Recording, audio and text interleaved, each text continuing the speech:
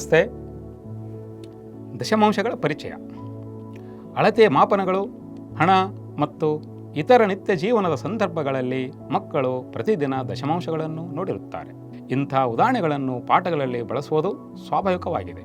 ಈ ಸಂಚಿಕೆಯಲ್ಲಿ ಪೂರ್ಣ ಸಂಖ್ಯೆಗಳು ಮತ್ತು ದಶಮಾಂಶಗಳ ನಡುವಿನ ಸಂಬಂಧವನ್ನು ಅರ್ಥ ಮಾಡಿಕೊಳ್ಳಲು ವಿದ್ಯಾರ್ಥಿಗಳಿಗೆ ಸಹಾಯ ಮಾಡುವ ಮೂಲಕ ನಾವು ಪ್ರಾರಂಭಿಸುತ್ತೇವೆ. ನಮ್ಮ ಕಲಿಕಾ ಉದ್ದೇಶಗಳು ಹೀಗಿವೆ. ಮೊದಲನೇ ಕಲಿಕಾ ಉದ್ದೇಶ ಏನೆಂದರೆ, ನಿತ್ಯ ಜೀವನದ ಸಂದರ್ಭಗಳಲ್ಲಿ ದಶಮಾಂಶಗಳ ಪರಿಕಲ್ಪನೆಯನ್ನು ಅರ್ಥ ಮಾಡಿಕೊಳ್ಳುವುದು. ಇನ್ನು ಎರಡನೆಯ ಉದ್ದೇಶವೇನೆಂದರೆ, ದಶಮಾಂಶ ಸಂಖ್ಯೆಗಳಲ್ಲಿ ಸ್ಥಾನ ಬೆಲೆಗಳನ್ನು ಗುರುತಿಸುವುದು. ಇನ್ನು ಮೂರನೆಯ ಉದ್ದೇಶ, ಭಿನ್ನ ರಾಶಿಗಳನ್ನು ದಶಮಾಂಶಗಳಾಗಿ ಪರಿವರ್ತಿಸುವುದು. ನಾಲ್ಕನೇ ಹಾಗೂ ಕೊನೆಯ ಉದ್ದೇಶ ಏನೆಂದರೆ, ದಶಮಾಂಶ ಸಂಖ್ಯೆಗಳನ್ನು ಹೋಲಿಸಿ ಅವುಗಳನ್ನು ಕ್ರಮಗೊಳಿಸುವುದು. ಇನ್ನು NCERT ಕಲಿಕಾ ಉದ್ದೇಶಗಳು ಏನೆಂದರೆ, ನಿರ್ದಿಷ್ಟ ಭಿನ್ನ ರಾಶಿಗಳನ್ನು ಎರಡನೆಯ ಒಂದು, ನಾಲ್ಕನೆಯ ಒಂದು, ಐದನೆಯ ಒಂದು ದಶಮಾಂಶ ಸಂಖ್ಯೆಯಾಗಿ ಮತ್ತು ದಶಮಾಂಶ ಸಂಖ್ಯೆಯನ್ನು ಭಿನ್ನ ರಾಶಿಯಾಗಿ ವ್ಯಕ್ತಪಡಿಸುವುದು. ಉದಾಹರಣೆಗೆ, ಉದ್ದದ ಅಳತೆ ಮತ್ತು ಹಣದ ಬಳಕೆಗಳಲ್ಲಿ ಅಂದರೆ 10/5 ಆಗಿದೆ. ಇನ್ನು ಎರಡನೆಯ ಕಲಿಕಾ ಉದ್ದೇಶ, ಭಿನ್ನ ರಾಶಿಗಳನ್ನು ದಶಮಾಂಶಗಳಾಗಿ ಪರಿವರ್ತಿಸುವುದು ಮತ್ತು ಅದೇ ರೀತಿ ದಶಮಾಂಶಗಳನ್ನು ಭಿನ್ನ ರಾಶಿಗಳಾಗಿ ಬರೆಯುವುದು. ಇನ್ನು ಮೂರನೇ ಉದ್ದೇಶ, ಹಣ, ಉದ್ದ, ತಾಪಮಾನ ಇತ್ಯಾದಿಗಳನ್ನು ಒಳಗೊಂಡಿರುವ ವಿಭಿನ್ನ ಸಂದರ್ಭಗಳಲ್ಲಿ ಭಿನ್ನ ರಾಶಿಗಳು ಮತ್ತು ದಶಮಾಂಶಗಳನ್ನು ಬಳಸುವುದು.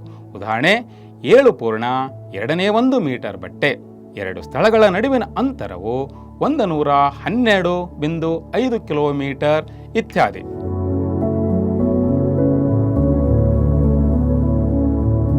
ದಶಮಾಂಶ ಸಂಖ್ಯೆಗಳನ್ನು ತಿಳಿದುಕೊಳ್ಳಲು ನಮಗೆ ಬೇಕಾಗಿರುವ ಕಲಿಕಾ ಸಾಮಗ್ರಿಗಳು: ಬೇಸ್ 10ರ ಬ್ಲಾಕ್ಗಳು. ಇವು GK 1.0ದ ಬೇಸ್ 10ರ ಬ್ಲಾಕ್ಗಳು.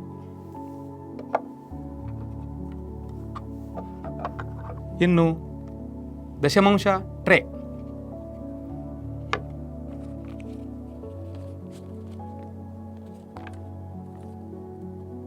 ಅದೇ ರೀತಿ ಇನ್ನೊಂದು ಸಾಮಗ್ರಿ ಗ್ರಾಫ್ ಶೀಟ್ ಅಥವಾ ಚೌಕಳಿ ಹಾಳೆ ಪುಸ್ತಕ.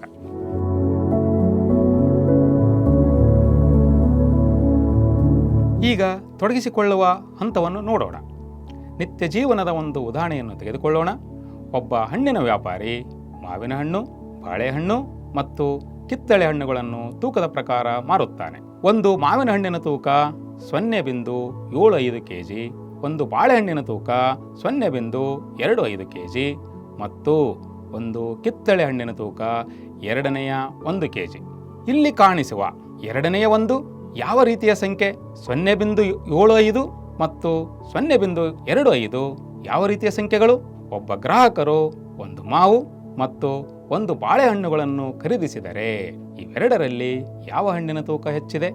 ಈ ಪ್ರಶ್ನೆಗಳಿಗೆ ಗುಂಪುಗಳಲ್ಲಿ ಮಕ್ಕಳು ತಮ್ಮ ಉತ್ತರಗಳನ್ನು ಚರ್ಚಿಸಲು ಅವಕಾಶ ಮಾಡಿಕೊಡೋಣ. ತಮ್ಮ ಪ್ರತಿಕ್ರಿಯೆಗಳನ್ನು ಹಂಚಿಕೊಳ್ಳಲು ವಿದ್ಯಾರ್ಥಿಗಳನ್ನು ಕೇಳಿ ಈ ರೀತಿ ತರಗತಿಯನ್ನು ಆರಂಭಿಸುವುದರಿಂದ ನಿಮ್ಮ ವಿದ್ಯಾರ್ಥಿಗಳ ದಶಮಾಂಶ ತಿಳುವಳಿಕೆಯನ್ನು ಅಳೆಯಲು ನಿಮಗೆ ಸಹಾಯ ಮಾಡುತ್ತದೆ. ಈ ಹಂತದಲ್ಲಿ ಕೇಳುವ ಪ್ರಶ್ನೆಗಳನ್ನು ತರಗತಿಯ ಕೊನೆಯಲ್ಲಿ ಅಥವಾ ಪ್ರಶ್ನೆಯನ್ನು ಪರಿಹರಿಸಲು ಅಗತ್ಯವಾದ ಕಲಿಕಾ ಉದ್ದೇಶವನ್ನು ಸ್ಪಷ್ಟಪಡಿಸಿದ ನಂತರ ಪರಿಹರಿಸಬಹುದಾಗಿದೆ.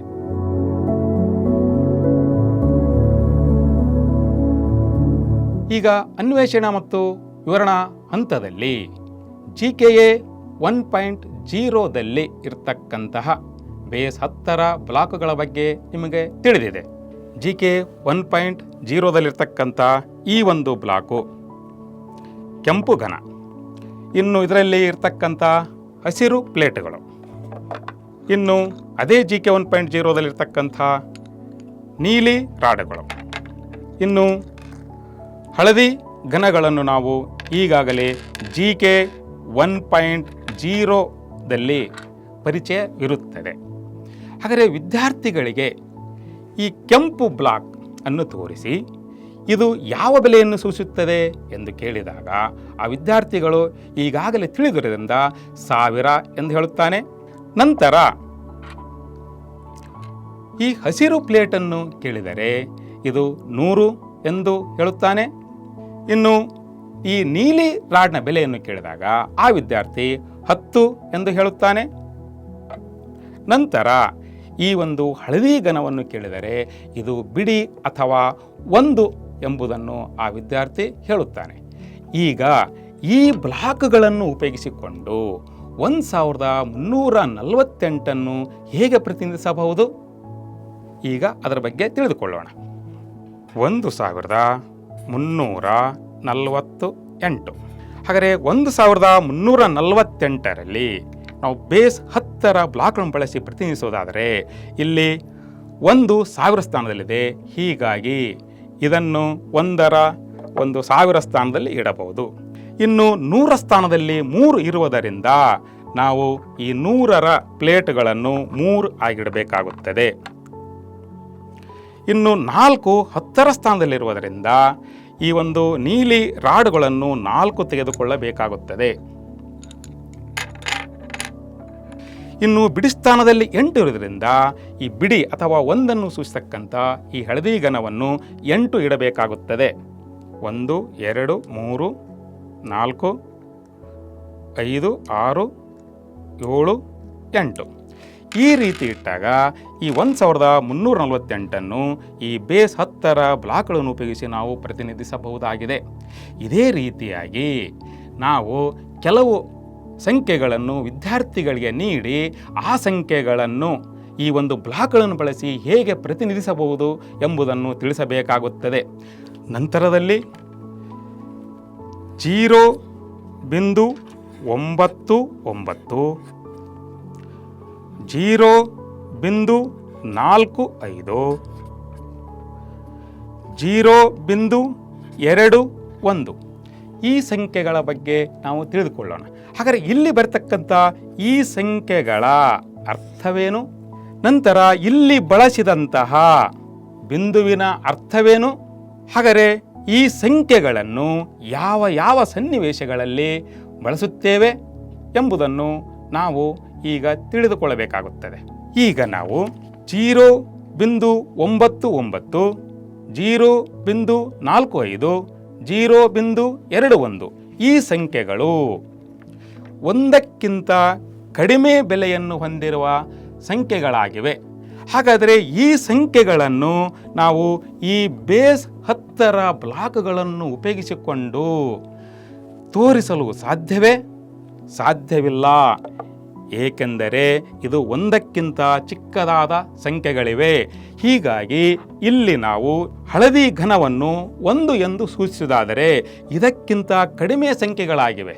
ಹಾಗಾದರೆ ಈ ಕಡಿಮೆ ಸಂಖ್ಯೆಗಳನ್ನು ಇದರ ಸಹಾಯದಿಂದ ತೋರಿಸಲು ಸಾಧ್ಯವೇ? ಹಾಗಾದರೆ ನಾವು ತೋರಿಸಬೇಕಾದರೆ ಈ ಒಂದು ಹಳದಿ ಘನವನ್ನು ತುಂಬ ಚಿಕ್ಕದಾಗಿ ಮಾಡಬೇಕಾಗುತ್ತದೆ.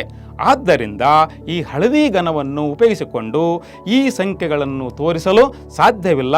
ಹೀಗಾಗಿ ಈ ಒಂದು ದಶಮಾಂಶಗಳ ಒಂದು ಪರಿಚಯದಲ್ಲಿ ಈ ಒಂದು ಬಿಡಿ ಸ್ಥಾನವನ್ನು ತೋರಿಸ್ತಕ್ಕಂಥ ಈ ಹಳದಿ ಘನದ ಬದಲಾಗಿ ನಾನು ಈಗ ನಮ್ಮ ದಶಮಾಂಶ ಟ್ರೇದಲ್ಲಿ ಇರ್ತಕ್ಕಂತಹ ಈ ಕೇಸರಿ ಚೌಕ 1 ಆಗಿ ನಾವು ಬಳಸಬೇಕಾಗುತ್ತದೆ. ಈ ಕೇಸರಿ ಚೌಕವು 1 ಆಗಿದ್ದರೆ ಈ ಒಂದು ಕೇಸರಿ ಚೌಕಕ್ಕೆ ಸಮನಾದ ನೀಲಿ ಪಟ್ಟಿಗಳನ್ನು ನಾವು ಇದರ ಮೇಲೆ ಜೋಡಿಸೋಣ.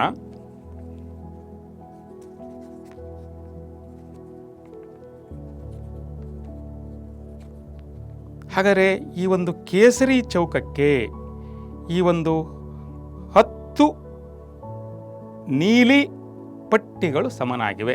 ಅಂದರೆ ಈ ಒಂದು ಕೇಸರಿ ಚೌಕವನ್ನು 10 ಸಮಭಾಗಗಳಾಗಿ ಮಾಡಲಾಗಿದೆ. ಇನ್ನು ಈ ದಶಮಾಂಶ ಟ್ರೇದಲ್ಲಿರ್ತಕ್ಕಂತಹ ಹಳದಿ ಚೌಕಗಳನ್ನು ನೋಡೋಣ. ಈ ಹಳದಿ ಚೌಕಗಳನ್ನು ಈ ಒಂದು ನೀಲಿ ಪಟ್ಟಿಯ ಮೇಲೆ ಜೋಡಿಸುತ್ತಾ ಹೋಗುತ್ತೇನೆ.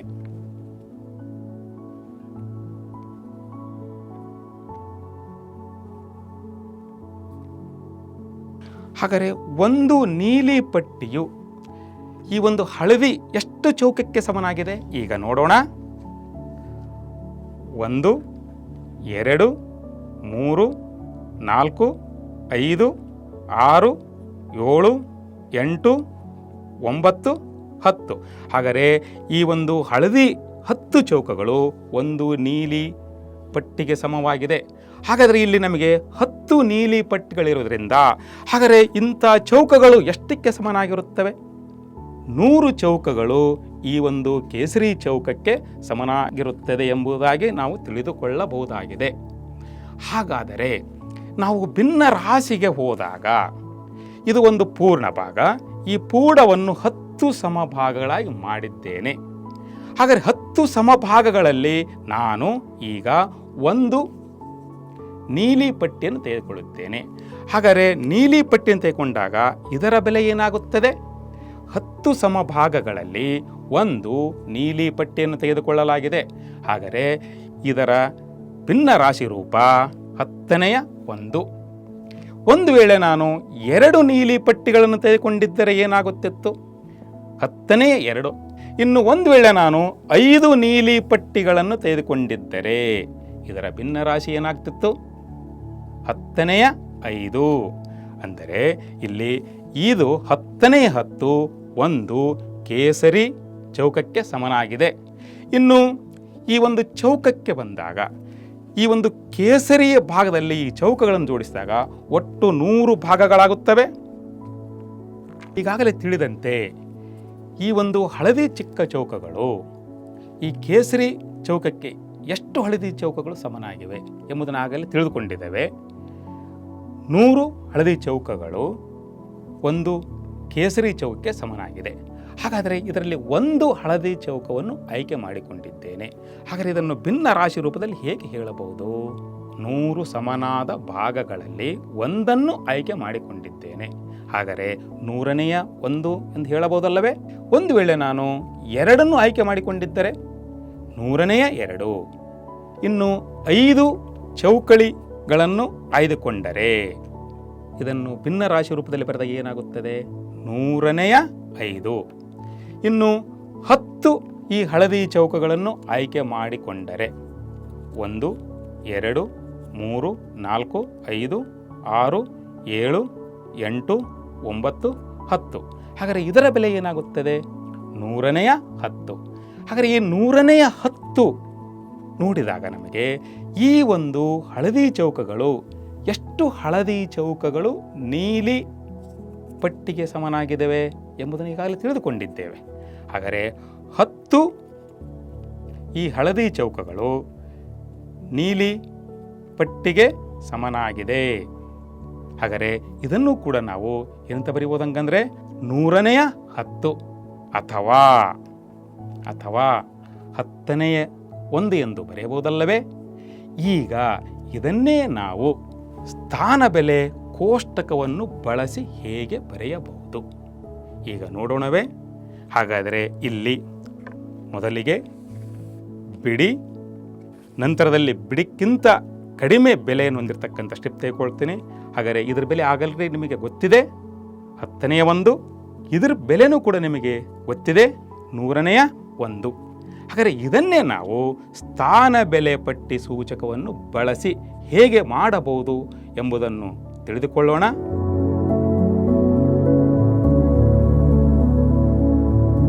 ನಾವು ಬಳಸುತ್ತಿರುವ ಸಂಖ್ಯಾ ಪದ್ಧತಿ ದಶಮಾನ ಪದ್ಧತಿಯಾಗಿದೆ. ಇದರಲ್ಲಿ ಬಿಡಿ ಸ್ಥಾನದಿಂದ ನಾವು 10, 100, 1000 ಈ ರೀತಿಯಾಗಿ ಎಡಕ್ಕೆ ಹೋದಂತೆ ಸಂಖ್ಯೆಯ ಬೆಲೆಯು 10 ಪಟ್ಟು ಹೆಚ್ಚಾಗುತ್ತಾ ಹೋಗುತ್ತದೆ.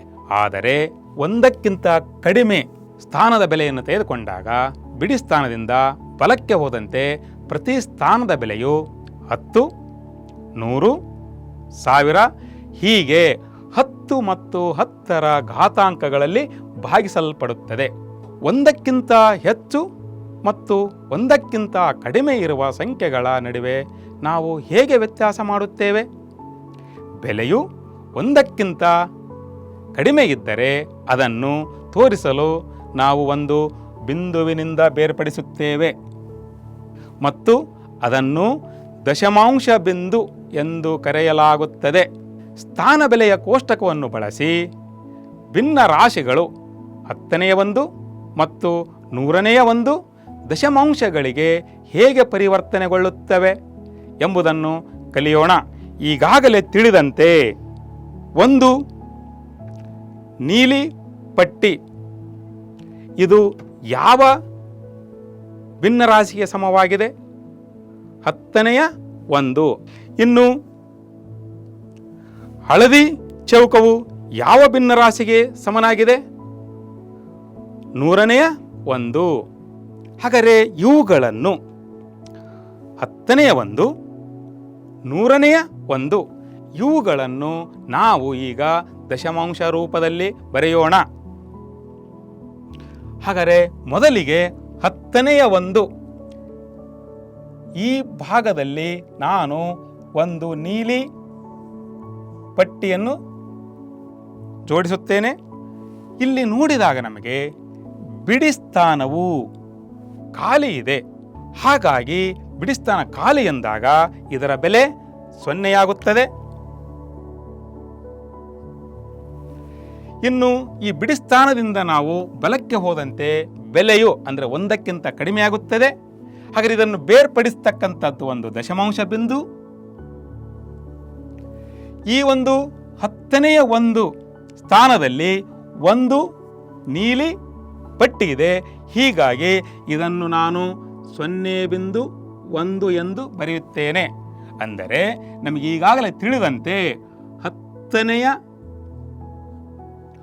1 0.1 ಎಂದು ಬರೆಯಬಹುದು. ಏಕೆಂದರೆ ಈ ಸ್ಥಾನದಲ್ಲಿ ಒಂದು ನೀಲಿ ಪಟ್ಟಿ ಇದೆ ಎಂದು ಹೇಳಬಹುದಲ್ಲವೇ? 10ನೇ 1ರ ಸ್ಥಾನದಲ್ಲಿ ಈಗ 2 ಪಟ್ಟಿಗಳನ್ನು ಇಡೋಣ.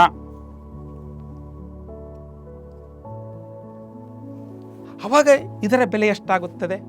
0.2. ಈಗ ಒಂದು ವೇಳೆ ನಾನು ಇನ್ನೊಂದು ಈ ಒಂದು ನೀಲಿ ಪಟ್ಟಿಯನ್ನು ಜೋಡಿಸ್ತಾ ಹೋಗ್ತಿದ್ದೀನಿ. ಹಾಗಾದರೆ ಇದರ ಬೆಲೆ ಎಷ್ಟಾಗುತ್ತದೆ? 0.3. ಹೀಗೆ ಇದರಲ್ಲಿ ಪಟ್ಟಿಗಳನ್ನು ನಾವು ಇಡುತ್ತಾ ಹೋದಂಗೆಲ್ಲ 10ನೇ 1 ಎಷ್ಟಿದ್ದಾವೆ ಎಂಬುದನ್ನು ಸೂಚಿಸುತ್ತದೆ. ಈಗ 9 ಪಟ್ಟಿಗಳನ್ನು ಇಟ್ಟರೆ ಏನಾಗುತ್ತದೆ?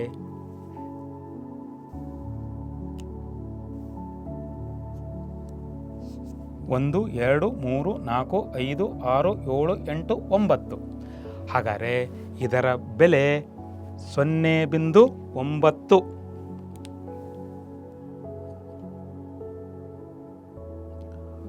ನಾವು ಈಗ ಅದೇ 10ರ 1ನೇ ಸ್ಥಾನ ಅಂದರೆ ದಶಾಂಶ ಸ್ಥಾನದಲ್ಲಿ ಒಟ್ಟು 10 ಈ ಒಂದು ನೀಲಿ ಪಟ್ಟಿಗಳಿಟ್ಟರೆ ಏನಾಗುತ್ತದೆ? ಈಗ ಆಲ್ರೆಡಿ ಇಲ್ಲಿ 9 ಪಟ್ಟಿಗಳನ್ನು ತೋರಿಸಿದ್ದೇವೆ. ಈಗ ಮತ್ತೊಂದು ಪಟ್ಟಿಯನ್ನು ಆ ಜಾಗದಲ್ಲಿ ಜೋಡಿಸುತ್ತೇನೆ. ಈಗ ಈ ಒಂದು 10 ನೀಲಿ ಪಟ್ಟಿಗಳು ಯಾವುದಕ್ಕೆ ಸಮನಾಗುತ್ತದೆ? ಹಾಗಾದರೆ ಒಂದು ಕೇಸರಿ ಚೌಕಕ್ಕೆ ಸಮನಾಗುತ್ತದೆ. ಹಾಗಾದರೆ ಈ 10 ನೀಲಿ ಪಟ್ಟಿಗಳು ಒಂದು ಬಿಡಿಗೆ ಸಮನಾಗುತ್ತದೆ. ಹೀಗಾಗಿ ಈ 10ರ ಗುಂಪುಗಳು ಸೇರಿ ನಾವು ಬಿಡಿ ಸ್ಥಾನಕ್ಕೆ ಇದನ್ನು ಕಳಿಸೋಣ. ಆಗ 10 ನೀಲಿ ಪಟ್ಟಿಗಳು ಅಂದರೆ ಇದರ ಬೆಲೆ 10 ನೀಲಿ ಪಟ್ಟಿಗಳು. ಹಾಗಾದರೆ ಒಂದು ನೀಲಿ ಪಟ್ಟಿಯ ಬೆಲೆ 0.1. ಹಾಗಾದರೆ 0.1 ಅಥವಾ ಇದನ್ನೇ ನಾವು ದಶಮಾಂಶದಲ್ಲಿ ಬರೆದಿದ್ದೇವೆ. ಇದನ್ನು ಭಿನ್ನ ರಾಶಿಯಲ್ಲಿ ಬರೆದಾಗ ಅಂದರೆ 10ನೇ 1 10 ಪಟ್ಟಿಗಳು. 10ನೇ 1 10 ಪಟ್ಟಿಗಳು 0.1 × 10 ಎಂದಾಗುತ್ತದೆ. ಆಗ ಇದರ ಬೆಲೆ 1. ಇನ್ನು ನಾನು ಈ ಒಂದು ಹಳದಿ ಚೌಕ ಏನನ್ನು ಸೂಚಿಸುತ್ತದೆ? ಹಳದಿ ಚೌಕವು 100ನೇ 1 ಸೂಚಿಸುತ್ತದೆ. ಇದನ್ನು ಸ್ಥಾನ ಬೆಲೆ ಕೋಷ್ಟಕದಲ್ಲಿ ಇರಿಸೋಣ.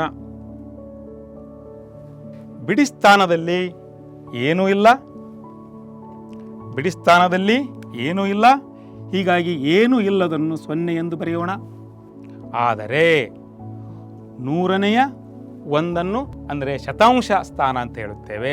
ಅದರಲ್ಲಿ ಒಂದು ಚೌಕವಿದೆ. ಆದರೆ ದಶಾಂಶ ಸ್ಥಾನ ಅಂದರೆ 10ನೇ 1ರಲ್ಲಿ ಏನೂ ಇಲ್ಲ, ಅದು ಕೂಡ 0 ಆಗುತ್ತದೆ. ಈ ದಶಾಂಶ ಮತ್ತು ಬಿಡಿ ಸ್ಥಾನವನ್ನು ಬೇರ್ಪಡಿಸ್ತಕ್ಕಂಥದ್ದು ದಶಮಾಂಶ ಬಿಂದು. ಹೀಗಾಗಿ ಈ ಒಂದು ಹಳದಿ ಚೌಕವು 0.01 ಸೂಚಿಸುತ್ತದೆ. ಅಂದರೆ ನಮಗೆ 100ನೇ 1 ಇದು 0.01 ಎಂದು ಸೂಚಿಸುತ್ತದೆ. ಹಾಗಾದರೆ ಅದೇ ಸ್ಥಾನದಲ್ಲಿ ಮತ್ತೊಂದು ಹಳದಿ ಚೌಕವನ್ನು ಇಡೋಣ. ಈಗ ಇದರ ಬೆಲೆ ಏನಾಗುತ್ತದೆ? 0.02. ಈಗ ಮತ್ತೊಂದು ನಾನು ಈ ಒಂದು ಹಳದಿ ಚೌಕ ನೀಡೋಣ. ಈಗ ಇದರ ಬೆಲೆ ಏನಾಗುತ್ತದೆ? 0.03. ಹೀಗೆ ಈ ಒಂದು ಹಳದಿ ಚೌಕಗಳನ್ನು ಅಂದರೆ ಶತಾಂಶ ಭಾಗದಲ್ಲಿ 10 ಚೌಕಗಳನ್ನು ಇಡುತ್ತೇನೆ.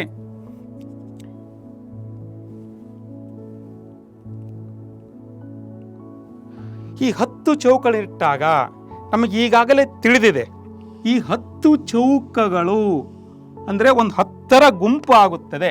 ಈ 10ರ ಗುಂಪು ಆಗ ಎದಕ್ಕೆ ಸಮನಾಗುತ್ತದೆ?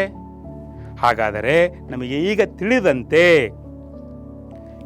ಈ ಒಂದು 10 ಹಳದಿ ಚೌಕಗಳು ಒಂದು ನೀಲಿ ಪಟ್ಟಿಗೆ ಸಮನಾಗುತ್ತದೆ. ಹಾಗಾದರೆ ನೀಲಿ ಪಟ್ಟಿಯ ಬೆಲೆ 0.1 ಆಗಿದೆ. ಹಾಗಾದರೆ 0.1 ಇದು ಎದಕ್ಕೆ ಸಮನಾಗಿದೆ? 10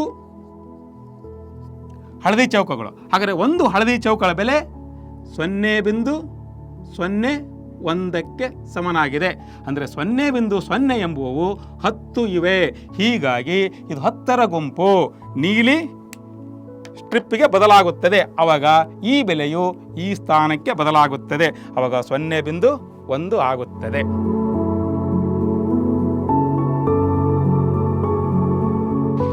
ಈಗ 167 ದಶಮಾಂಶ ರೂಪಕ್ಕೆ ಹೇಗೆ ಪರಿವರ್ತಿಸಬಹುದು ಎಂಬುದನ್ನು ಮೂರ್ತ ರೂಪದಲ್ಲಿ ನೋಡೋಣ. 167ರಲ್ಲಿ 10ನೇ 1 ಅಂದರೆ ದಶಾಂಶ ಸ್ಥಾನದಲ್ಲಿ 6 ಇದೆ. ಹೀಗಾಗಿ ಇದನ್ನು 10ನೇ 6. ನೆಕ್ಸ್ಟು 7 ಶತಾಂಶ ಭಾಗ ಅಂದರೆ 100ನೇ 1ರ ಸ್ಥಾನದಲ್ಲಿದೆ. ಹೀಗಾಗಿ ಅದನ್ನು ನಾನು 100ನೇ 7. ಇವುಗಳನ್ನು ಈಗ ದಶಮಾಂಶ ಸ್ಥಾನ ಬೆಲೆ ಸೂಚಕದಲ್ಲಿ ಪ್ರತಿನಿಧಿಸೋಣ. ಹಾಗಾದರೆ ದಶಾಂಶ ಸ್ಥಾನದಲ್ಲಿ 10ನೇ 6 ಅಂದರೆ ನಾವಿಲ್ಲಿ 6 ನೀಲಿ ಪಟ್ಟಿಗಳನ್ನು ಜೋಡಿಸೋಣ.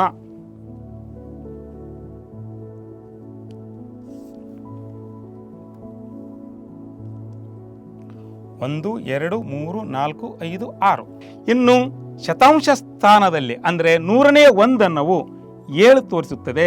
ಈ ಒಂದು ಶತಾಂಶ ಸ್ಥಾನ ಅಥವಾ 100ನೇ 1ರಲ್ಲಿ 7 ಹಳದಿ ಚೌಕಗಳನ್ನು ಇಡೋಣ. 1 2 3 4 5 6 7. ಈಗ ಇವುಗಳನ್ನು ದಶಮಾಂಶ ರೂಪಕ್ಕೆ ಬರೆಯೋಣ. ಹಾಗಾದರೆ ಇಲ್ಲಿ ಬಿಡಿ ಸ್ಥಾನದಲ್ಲಿ ಏನೂ ಇಲ್ಲ. ಹೀಗಾಗಿ ಬಿಡಿ ಸ್ಥಾನವನ್ನು 0ಯಿಂದ ಗುರುತಿಸೋಣ. ನೆಕ್ಸ್ಟ್ ದಶಾಂಶ ಮತ್ತು ಬಿಡಿ ಸ್ಥಾನವನ್ನು ಬೇರ್ಪಡಿಸ್ತಕ್ಕಂಥ ಬಿಂದು ದಶಮಾಂಶ ಬಿಂದು 0 ಬಿಂದು. ಇನ್ನು 10ನೇ 1ರಲ್ಲಿ ನಮಗೆ 6 ನೀಲಿ ಪಟ್ಟಿಗಳಿದ್ದಾವೆ. ಹೀಗಾಗಿ 6. ಇನ್ನು 100ನೇ 1 ಅಥವಾ ಶತಾಂಶ ಭಾಗದಲ್ಲಿ 7 ಹಳದಿ ಚೌಕಗಳಿದ್ದಾವೆ. ಹೀಗಾಗಿ ಇದು 7. 100ನೇ 1 ಸ್ಥಾನದಲ್ಲಿ 7. ಹೀಗಾಗಿ 167 ನಾವು ದಶಮಾಂಶ ರೂಪಕ್ಕೆ ಪರಿವರ್ತಿಸಿದಾಗ ಇಲ್ಲಿರ್ತಕ್ಕಂತಹ ಈ ಒಂದು ಮೂರ್ತ ರೂಪದಲ್ಲಿ ನೋಡಿಕೊಂಡು ಬರೆದಾಗ ವಿದ್ಯಾರ್ಥಿಗಳಿಗೆ ಸುಲಭವಾಗಿ ಅರ್ಥವಾಗುತ್ತದೆ.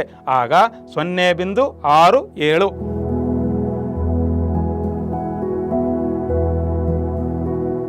ಮಕ್ಕಳಿಗೆ ಬೇರೆ ಬೇರೆ ಸಂಖ್ಯೆಗಳನ್ನು ಮೂರ್ತ ಹಂತದಲ್ಲಿ ತೊಡಗಿಸಿ ನಂತರ ತಮ್ಮ ಚೌಕಳಿ ಪುಸ್ತಕದಲ್ಲಿ ಅಥವಾ ಕ್ರಾಫ್ಟ್ ಶೀಟ್ಗಳಲ್ಲಿ ಪ್ರತಿನಿಧಿಸಬಹುದು. ಮೂರ್ತ ಹಂತದಲ್ಲಿ ನಾವು ತೆಗೆದುಕೊಂಡಿರ್ತಕ್ಕಂತಹ ಒಂದು ಸಮಸ್ಯೆ 167. ಹಾಗಾದರೆ ಇದನ್ನು ದಶಮಾಂಶ ರೂಪಕ್ಕೆ ಹೇಗೆ ಪ್ರತಿನಿಧಿಸಬಹುದು ಎಂಬುದನ್ನು ಈಗ ಚೌಕಿ ಕಾಗದವನ್ನು ತೆಗೆದುಕೊಂಡು ನೋಡೋಣ.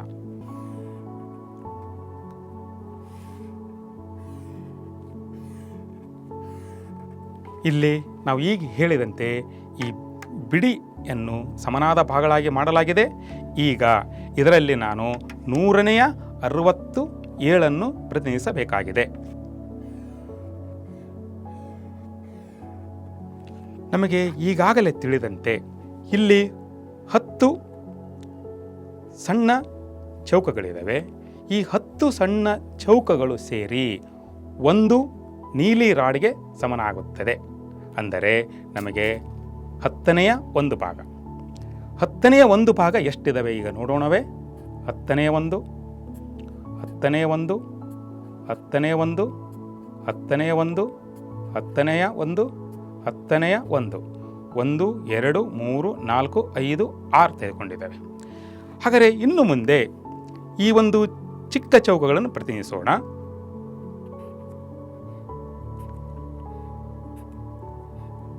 ಹಾಗಾದರೆ ಈ ಪ್ರತಿ ಚೌಕದ ಬೆಲೆ ಒಟ್ಟು 100 ಸಮನಾದ ಭಾಗಗಳಲ್ಲಿ ನಾನು ಒಂದು ಚೌಕವನ್ನು ತೆಗೆದುಕೊಂಡಾಗ ಇದರ ಬೆಲೆ 100ನೇ ಒಂದು, 100ನೇ ಒಂದು, 100ನೇ ಒಂದು, 100ನೇ ಒಂದು, 100ನೇ ಒಂದು, 100ನೇ ಒಂದು, 100ನೇ ಒಂದು. ಹಾಗಾದರೆ ಒಟ್ಟು ಇದರಲ್ಲಿ ಬರ್ತಕ್ಕಂಥ ನಾನು ಗುರುತಿಸಿದಂಥ ಭಾಗಗಳನ್ನು ಎಣಿಸಿದಾಗ ಒಟ್ಟು 67 ಆಗ್ತಿದ್ದಾವೆ. ಅಂದರೆ 10 10 10 10 10 10 60 ಈ ಚಿಕ್ಕ ಚೌಕಗಳು 7 ಇದ್ದಾವೆ. ಒಟ್ಟು 67 ಇದ್ದಾಗ ಒಟ್ಟು ಭಾಗಗಳೆಷ್ಟಿದ್ದಾವೆ ಸಮನಾದ ಭಾಗಗಳು? ಹಾಗಾದರೆ 67 ಭಾಗಗಳ ಆಯ್ಕೆ ಮಾಡಿಕೊಂಡಿದ್ದೀವಿ. ಒಟ್ಟು ಸಮನಾದ ಭಾಗಗಳು 100 ಇದ್ದಾವೆ. ಹಾಗಾದರೆ ಈ 167 ನಾವು ದಶಮಾಂಶಕ್ಕೆ ಈ ರೀತಿ ಪರಿವರ್ತಿಸಿದಾಗ ನನಗೆ 10ನೇ ಒಂದು ಈ ಸ್ಥಾನದಲ್ಲಿ ಎಷ್ಟು ನೀಲಿ ನಾವು ಸ್ಟ್ರಿಪ್ಪನ್ನು ಜೋಡಿಸಿದ್ದನ್ನು ಇಲ್ಲಿ ಪ್ರತಿನಿಧಿಸಿದ್ದೇವೆ.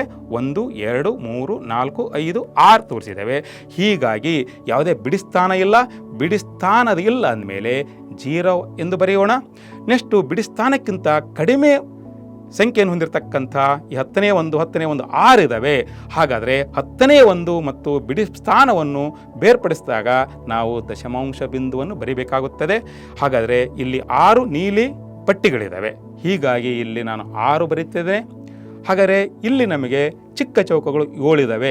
ಹಾಗಾದರೆ 167 ದಶಮಾಂಶ ರೂಪಕ್ಕೆ ಪರಿವರ್ತಿಸಿದಾಗ 0.67 ಎಂದು ಬರೆಯಬಹುದಾಗಿದೆ.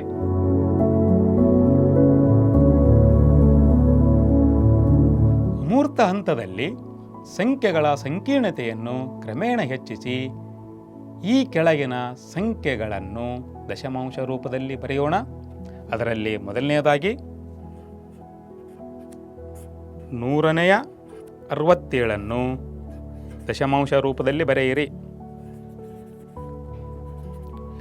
ಇನ್ನು ಎರಡನೇದು 2 + 10⁸ ದಶಮಾಂಶಕ್ಕೆ ಪರಿವರ್ತಿಸಿ. ಇನ್ನು ಮೂರನೇದು 10 + 3 + 10ನೇ ಒಂದು + 100ನೇ 2 ದಶಮಾಂಶ ರೂಪಕ್ಕೆ ಪರಿವರ್ತಿಸಿ. ಈ ಸಂಖ್ಯೆಗಳನ್ನು ಒಂದು ಕೋಷ್ಟಕದಲ್ಲಿ ಬರೆದುಕೊಂಡು ಅವುಗಳನ್ನು ದಶಮಾಂಶ ರೂಪದಲ್ಲಿ ಈ ರೀತಿಯಾಗಿ ಬರೆಯಬಹುದು. ಹಾಗಾದರೆ ಮೊದಲನೇ ಪ್ರಶ್ನೆಯಲ್ಲಿ 167. ಹಾಗಾದರೆ ಈ 167 ನಾನು ನೋಡಿದಾಗ ಇದನ್ನು ವಿಂಗಡಿಸಿ ಕೂಡ ನಾವು ಬರೀಬಹುದು. ಹೇಗೆಂದರೆ 10ನೇ ಒಂದು 6 ಇದ್ದಾವೆ, 100ನೇ 7 ಇದ್ದಾವೆ. ಇನ್ನು ಬಿಡಿಸ್ಥಾನ ಯಾವುದೂ ಇಲ್ಲ, ಬಿಡಿಸ್ಥಾನ 0. ಹೀಗಾಗಿ ಇದನ್ನು ದಶಮಾಂಶ ರೂಪದಲ್ಲಿ 0.67. ಇನ್ನು ಎರಡನೆಯ ಪ್ರಶ್ನೆ ಬಂದಾಗ 2 + 10⁸ ದಶಮಾಂಶಕ್ಕೆ ಬರೆದಾಗ ಇಲ್ಲಿ 2 ಬಿಡಿಸ್ಥಾನದಲ್ಲಿದೆ. ಇನ್ನು 8 10ನೇ ಒಂದು ಸ್ಥಾನದಲ್ಲಿದೆ. ಇನ್ನು 100ನೇ ಒಂದು ಸ್ಥಾನದಲ್ಲಿ ಯಾವುದೇ ಸಂಖ್ಯೆಗಳಿಲ್ಲ, ಅದನ್ನು ಖಾಲಿ ಬಿಡಬಹುದು ಅಥವಾ 0 ಹಾಕಬಹುದು. ಆಗ ಇದರ ದಶಮಾಂಶ ರೂಪ 2.8. ಇನ್ನು ಮೂರನೇ ಪ್ರಶ್ನೆಗೆ ಬಂದಾಗ ಇದರಲ್ಲಿ ಹತ್ತುಗಳು ಒಂದಿದ್ದಾವೆ, ಬಿಡಿಗಳು ಮೂರಿದ್ದಾವೆ, 10ನೆಯ ಒಂದು ಇದೆ, 100ನೆಯ ಎರಡು ಇದೆ. ಹಾಗಾದರೆ ಇದರ ದಶಮಾಂಶ ರೂಪ 10 1 ಬಿಡಿ 3 ಅಂದರೆ 13.12. ಈ ರೀತಿಯಾಗಿ ನಾವು ಮಕ್ಕಳಿಗೆ ಬೇರೆ ಬೇರೆ ಸಮಸ್ಯೆಗಳನ್ನು ನೀಡಿ ಅವುಗಳನ್ನು ದಶಮಾಂಶ ರೂಪದಲ್ಲಿ ಬರೆಯಲು ತಿಳಿಸಿದಾಗ ವಿದ್ಯಾರ್ಥಿಗಳಿಗೆ ದಶಮಾಂಶದ ಪರಿಚಯ ಕಲ್ಪನೆ ತುಂಬ ಸುಲಭವಾಗುತ್ತದೆ.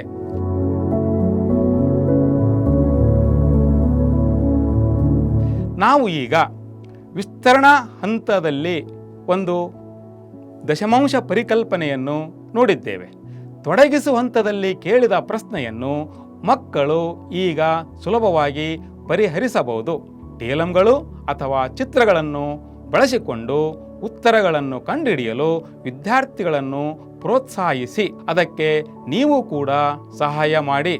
ನಿಮ್ಮ ಸಹಾಯದಿಂದ ಆ ಪ್ರಶ್ನೆಗೆ ಉತ್ತರವನ್ನು ವಿದ್ಯಾರ್ಥಿಗಳೇ ಕಂಡುಕೊಳ್ಳಲಿ.